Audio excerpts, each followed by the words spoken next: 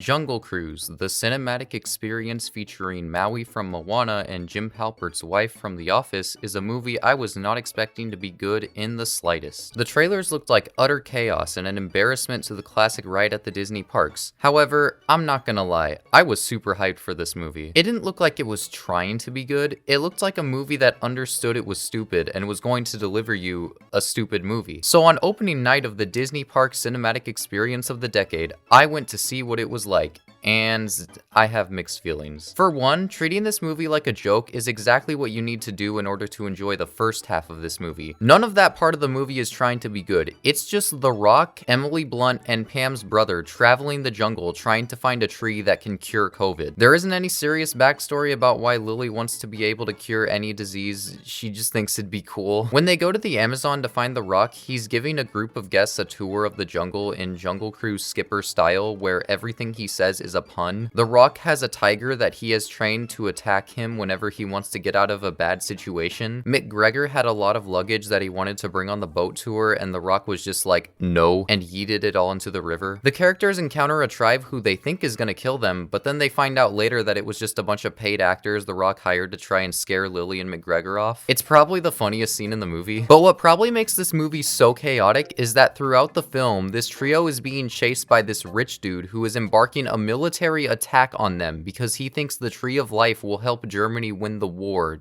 somehow. Oh yeah, did I mention this movie takes place in 1916? Like, nothing in this movie has any right to be taken seriously. It's all just a bunch of entertainment mush for our tired, broken brains. But what kind of blows my mind about all of this is that it actually works insanely well within the concept of a movie about the ride Jungle Cruise. Jungle Cruise, the ride, was originally supposed to be an educational experience where you go into an Amazon for 4 weeks and learned all about the exotic jungle. But when Walt Disney realized that that was super boring, he reimagined what the entire ride was like and basically landed on the conclusion that this ride needs bad puns. Now the ride is essentially the corpse of an old attraction making fun of itself with humor, and people love it. It's taken its own personality through being just that. So it makes perfect sense that the movie of Jungle Cruise would be something that isn't serious and is trying to just make fun of itself in every way possible. But unfortunately, something happens halfway through this movie that makes it all fall apart. Spoilers ahead, I guess. Does anyone really care about being spoiled for this movie? So there's a lot of exposition I haven't talked about yet because none of it's really needed to understand the first half of this movie. But basically, there was this one dude who got cursed while he was trying to find this tree, and the German dude striking the military attack resurrects him so he can hunt down the Rock. And when they're at the tribe that I talked about earlier, the cursed dude who's got snakes coming out of his body tries to steal the artifact from them, and then Maui dies. Like, they literally just kill the Rock right there. It was so tragic and unexpected. Oh wait, no, he's still alive. And this is when Emily Blunt comes to find out that the Rock is actually not a rock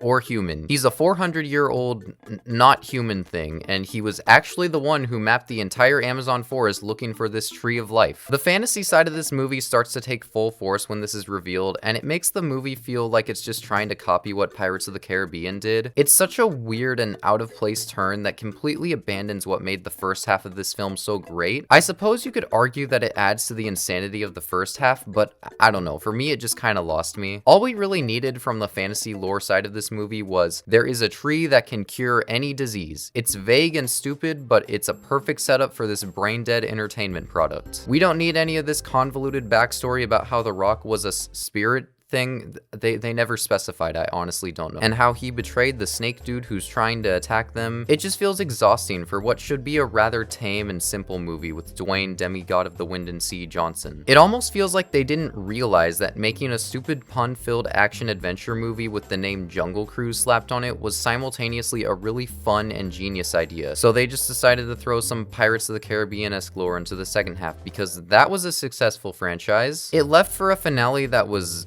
alright, I suppose, but I was pretty tired of the movie by that point. I'm gonna give this movie a 5.6 out of 10. Disney attraction film adaptations are basically the new Disney live-action remakes. We're probably gonna see a lot of these in the future. I hope they take notes from the inevitable bad reviews this movie will get and switch things up in their upcoming projects. Anyways, if you like this video, make sure to leave a like and subscribe. By the way, thank you so much for 500 subscribers. I never thought I'd make it this far. This is insane. Thank you. But until then, I'll see ya in Radiator Springs.